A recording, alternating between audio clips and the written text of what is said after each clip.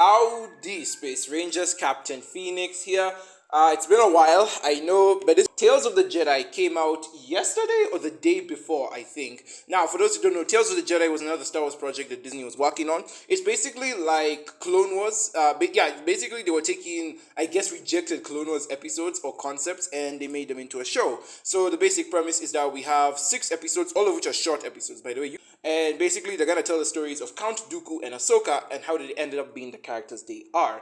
And let me just say, personally, I love this show. I think I made a ranking video talking about where I placed this show on my list, depending on how I enjoyed it. And I think I ranked it like low or pretty middle. But after watching this show, I absolutely love it. I adore this show so much, and I wish they would make more like this. Like, I know they say it's probably like a mini series or a limited series, but I am begging for them to make a season 2. It is so good. And honestly, I think the proposition of making a Star Wars What If might come ever closer. But yeah, let's talk about the show itself for now and what my hopes for the show going forward would be. So the show for now focuses on 2 stories, Count Dooku's story and Ahsoka's story, and how they ended up becoming the characters we know them to be in the Star Wars galaxy. Let's start with Ahsoka first because she's more familiar, and I feel like I was more excited for her story, but ended up being completely surprised by the show. Now, I did find it weird that Ahsoka's episode, her first episode, did come first in the show, like episode 1 was Ahsoka's episode, but we don't see Ahsoka again until like episode 5, which I found very weird. I do wish they kept it just 3-3 so that you could follow it easily, but it's whatever. It's like neither here nor there. There are only 6 episodes. You're not gonna die. So I really like Ahsoka's first episode where we get to see her birth, how she's a kid, and basically Togruta culture. And I really love this episode. One of the main things I love about this show in general is the animation. It is so good. Like, not only is it Clone Wars style animation.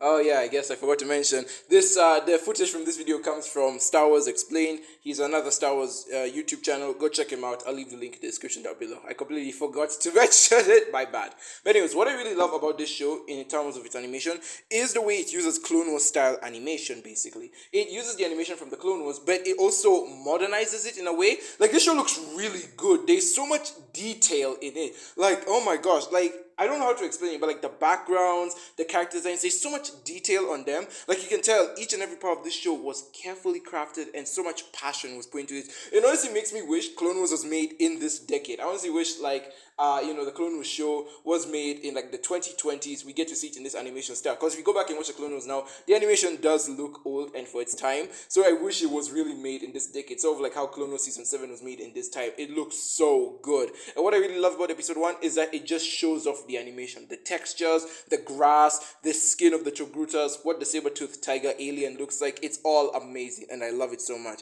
So the first episode is very simple. It's basically Ahsoka awakening in her force powers and learning to calm down the saber-toothed tiger. Pretty simple story with a simple ending, but again, just beautifully animated.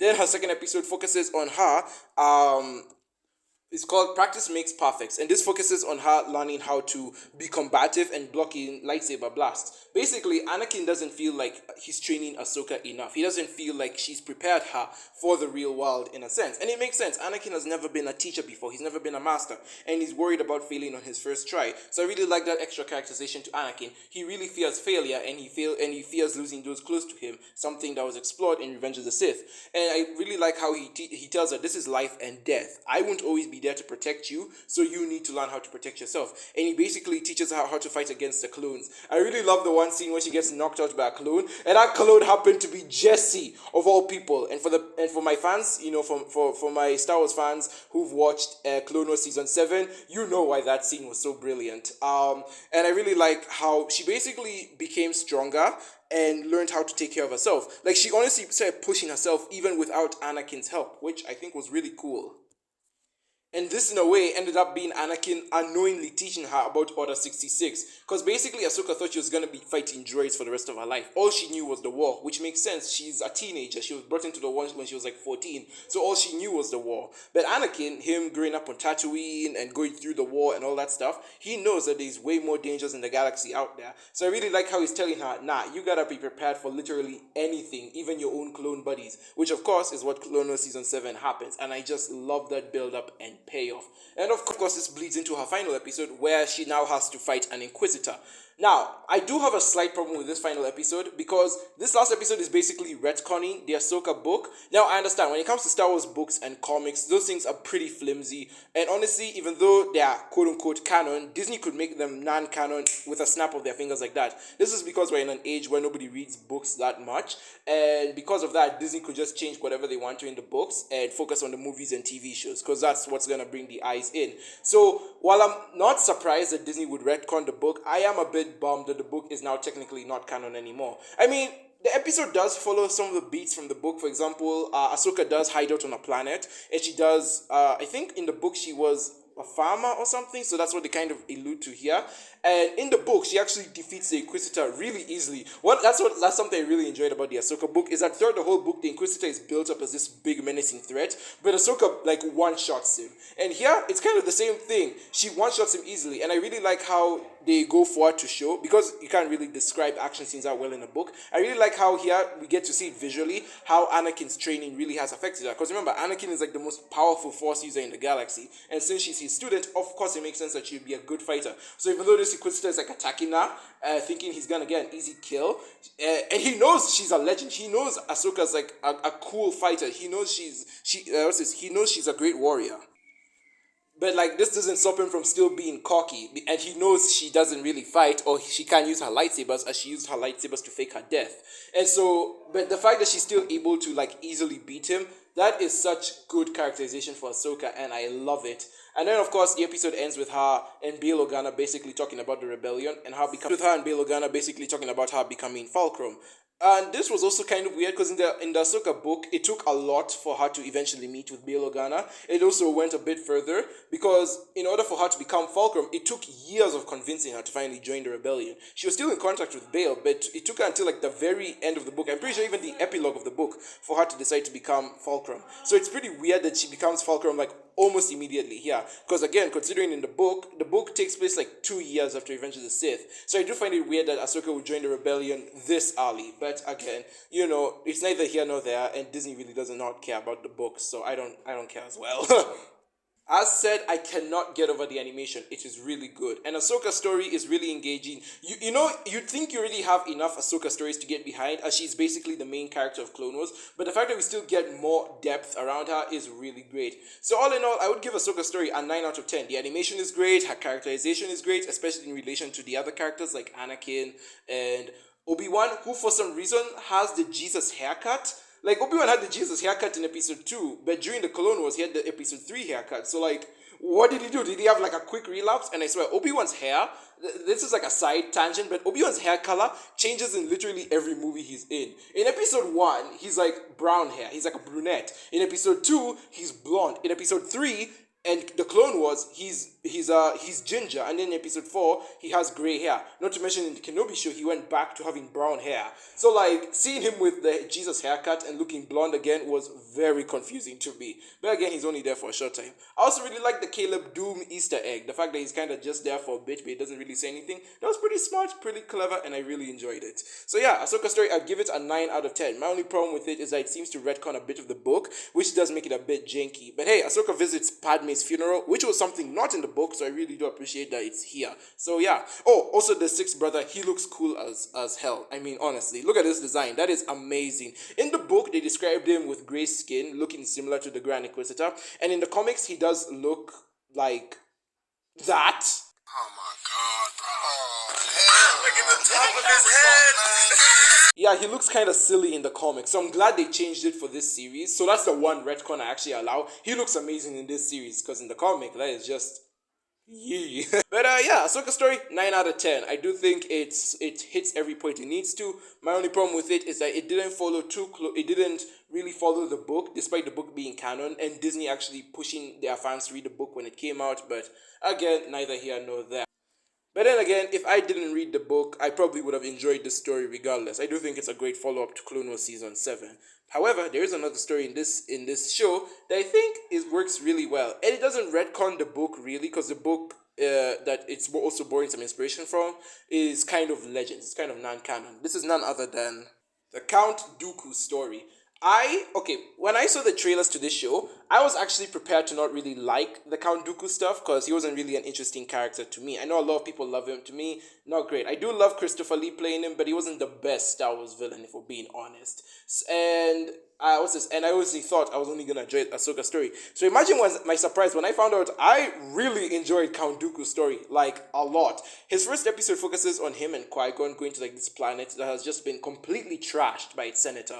And obviously because this story takes place before episode 1, there's a lot of focus on the politics of the Star Wars galaxy. And I really like how they really show that, especially with Count Dooku's first and second episode. Basically, we're focusing on the politics of the Star Wars galaxy and how the characters in this galaxy have already gotten so corrupt. It's been 1,000 years since the Jedi have killed the Sith and brought peace to the galaxy. However, in this peace, the people of the galaxy have gotten haughty, they've gotten proud, and they feel like they're untouchable, especially considering this is a time when the Jedi are mostly serving the Senate and they're not really following their guidance, not following the guidance of the Force. They're just like, we'll do whatever the Senate wants, We've also done our job, so we're just vibing here because, again, we've accomplished our mission of peace. And so in that peace, they've just kind of gotten full of themselves. And now we get to see the galaxy basically eating itself from the inside out. And I really like how Dooku gets to see this and how he's so pissed off at all that is happening around him. So this happens in episode 1. In episode 2, it's the same situation where a senator and his guides basically kill another Jedi, and this Jedi was just doing her job. Not to mention that now the corruption from the Senate has leaked into the Jedi, with Mace Windu even getting a seat on the council after the Jedi they were looking for died. He says that he didn't get selected for the council before they went on the mission, but if we're looking at it from Count Dooku's perspective, that's a lot of cap.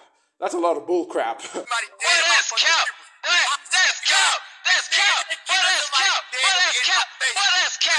And I really like how they show us from Count Dooku's perspective. And I really love how they make us sympathize with Count Dooku. Like, this show probably made him one of my more favorite characters in Star Wars. Like, before, I didn't look at him, very fondly, very nicely. But now, I legit love Count Dooku. And looking at him from the movies in the Clone Wars, I see him less as this kooky villain who's just there to stop our heroes at every turn, and more as a tragic character who truly did lose his way because he didn't know what to do. And that brings us into the Sith Lord, the best episode of the show. This episode was so good. It did not need to go this hard, people. God damn.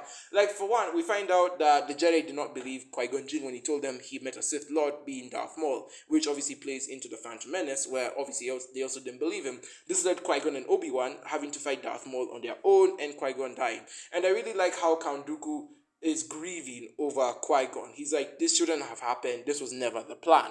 And it's also a nice parallel to how Anakin treats Ahsoka, as Anakin realizes that he cannot afford to lose Ahsoka. However, he's also realistic enough to know that he won't always be there to protect Ahsoka. That's why he was training her basically to her breaking point, teaching her how to take care of herself and be the best warrior she can be so that she will remain alive even when Anakin isn't around. But with Count Dooku, it's the opposite effect. Weirdly, not fully, but in a similar way, where he's taught Qui-Gon the basic way a Jedi does. He's taken him through all the basic steps, and Qui-Gon graduated and all that stuff. He didn't feel like he needed to do more for Qui-Gon. He didn't feel like he needed to push Qui-Gon, mostly because Qui-Gon always obeyed him. And Qui-Gon was just, he was your average Joe. He was basically the best, most perfect example of a Jedi you could think of. And remember, this was at a point before the Clone Wars happened. So again, Dooku didn't feel the need to push Qui-Gon as hard. The best Dooku did for Qui-Gon was give him some words of advice before Qui-Gon went off and died. And of course, he regrets that decision so much. And he hates the fact that the Jedi didn't bother to listen to Qui-Gon or to go send more Jedi to help take care of Darth Maul. This leads him to turning to Sidious, where he's like, yo, I want to be your apprentice. I'm helping you with the clones on Kamino, all that stuff. But man, killing my apprentice was not cool. And Sidious is like, well, there's more work to be done. I'm gonna have to ask you to make a lot more sacrifices in the future. And Qui-Gon really hates this. It means he's gonna have to become the person he hates. Because apparently in lore, I haven't read the books to derive where this comes from, but apparently Count Dooku is very rich, and he comes from a rich family. However, being a Jedi, he had to forsake all his physical all his material items, that being his familial riches. And this led his family to hating him because he wasn't taking up the family name and he chose to be a Jedi, and they weren't really happy with that. However, when he turned against the Jedi, he did inherit his family riches, and that's how he was able to keep funding the separatists during the war. And so basically now Palpatine is telling him, yeah, you're gonna have to become your dad, essentially. You're gonna have to become the person you hate so much in order to bring peace to the galaxy. You need to become a monster in order to become a hero. Of course, this is Palpatine just whispering sweet nothings into Dooku's ear, but he buys into it. And of course, this leads him to turn against the Jedi and fight Yaddle. First of all, I love Yaddle's portrayal in this episode so much, because the most we've seen of Yaddle is that she was on the Jedi Council in episode 1. She never said anything. She was literally a background character. And the most we hear of her is from lore. But we do know at some point in time she must have died, be it to Order 66 or the Clone Wars or an assassination attempt or something. And we find out here that she died at Count Dooku's hand. I really like how she tried to turn Dooku back to the light, saying that she stepped down from the council, that she's on his side, that she understands his grief for Qui-Gon and all that stuff. But no matter what she says, she can't bring Qui-Gon back. It's too late. The Jedi had so many chances to help Dooku. Qui-Gon, the Jedi had so many chances to help Dooku, but they just could not. And now, Qui-Gon's death was the final nail in the coffin, and this led Dooku to fight against her in a really cool fight and a tragic death for Yaddle. And for once, somebody actually got struck with a lightsaber when they were down. Yaddle didn't have plot armor unlike the other characters, and I really like that. And of course, the episode ends with Dooku fully converting to the dark. I really would have liked to see if he actually converted his lightsaber, if he turned the blue crystal red and made it, bleed and turn red. That would have been really cool, but of course, the show wasn't gonna go that deep into lore. So yeah, I really like Qui-Gon's Dooku story. Sorry if I keep confusing Qui-Gon and Dooku. It's a problem, I know. But yeah, what's this? I really like Dooku's story, and the reason I say it was kind of attached to a book is because in the Darth Plagueis book, which isn't necessarily canon, Disney doesn't call it canon, but I personally consider it canon because a lot of the events in the book do line up with the movie. But in the Darth Plagueis book, we do get to see how Darth Plagueis was a Sith Lord, the rise of Palpatine, and how Palpatine slowly coerced Dooku into joining him. It took a bit of time and a bit of convincing, but Dooku did join him, but he didn't fight Yaddle in the book. So, having this, I honestly kind of prefer this as the alternative, where Dooku does get to turn because of Qui-Gon's death, and he kills Yaddle as his first act as a Sith Lord. I do think that was pretty cool, and I'm not really against that change from the book, as it's a very minor change they made from the book, unlike the Ahsoka episodes where they changed quite a bit from the book. So, yeah. Anyways, guys, that has been my review of Tales of the Jedi. It's a really good show. I do advise you to go check it out, especially if you love Star Wars and if you love the Clone Wars. Again, it's a very short watch. You can finish it in an hour. 12 to 15 minutes per episode, and there are only 16 episodes, so you're not really losing out much. Maybe an hour, hour and a half. If there is what things I want to see up from this show going forward, I do hope they do greenlight a season 2. That would be really cool. We get more Tales from the Jedi. Or they make a season 2-ish, but it's kind of like a spin-off show where they call it Tales of the Sith. I would really love to see if they have any stories about their dark side Force users. I would love to see them adapt the Son of Dathomir comic, where we get to see how Darth Maul escaped from Palpatine in between season 5 and 7 of the Clone Wars, because it was never adapted into the TV show. So if we get to see that comic actually adapted in the Clone Wars style, that would be really cool. I would also really like to see a story on what happened to Ventress, because apparently she died in a book. I never read the book, but she apparently died. And I don't know, it just annoyed me that one of the Clone Wars main antagonists dies off screen in a book. So if they were able to adapt that death into the show, that would also be really great. And they could capture it in 3 episodes like they did with Count Dooku. So yeah, Tales of the Sith focusing on Darth Maul and Ventress, that would be really cool. Heck, they could even adapt the Darth Plagueis book where we get to see the rise of Palpatine and how he killed Plagueis. That would also be really interesting. There's so much potential they could do with this show, and there's so many directions they can go in. And the fact that they put this much effort and this much passion into 6 episodes alone, and the fact that they look so good is just amazing. I am blown away by this show, and the fact that they pulled out all these stops. They pulled out their A game for this show. They held nothing back. And again, I am just so impressed, and I want to see more. Who knows? This could even build up to a Star Wars What If, how Marvel has a What If show talking about what if events from the movies were changed. I would be down to watch a Star Wars What if events from the movies were changed and how it could affect the story later on. Because let's face it, the only What If we have for Star Wars is fan fiction. There's only so much you can do with fan fiction. But imagine actual canon What Ifs. Oh, that would be so cool. So yeah, Tales of the Jedi, great show. Go watch it. 10 out of 10 for Star Wars Tales of the Jedi. Go watch it if you love anything Star Wars, and especially if you're a Clone Wars fan. I do hope to see more Star Wars stuff in this type of animation. or whatever animation style they go with. I just really hope it looks as good as this one. Anyways, guys, thank you so very much for watching. I am Captain Phoenix. Be sure to hit the like button, subscribe if you haven't already. Check out my second channel, Penguin Ninja. Obviously, link is in the description. And speaking of Star Wars fanfics, I did write a Star Wars fan fiction, which I am still continuing to write. It's just I've had to pause because life. But go check out my Star Wars fan fiction on Wattpad and be prepared for my next video because that one's gonna be a big video. So I do hope you will enjoy it. So yeah, thank you so very much for watching. I'll be Captain Phoenix, and with that, I'll see you in the universe. Goodbye, my Rangers.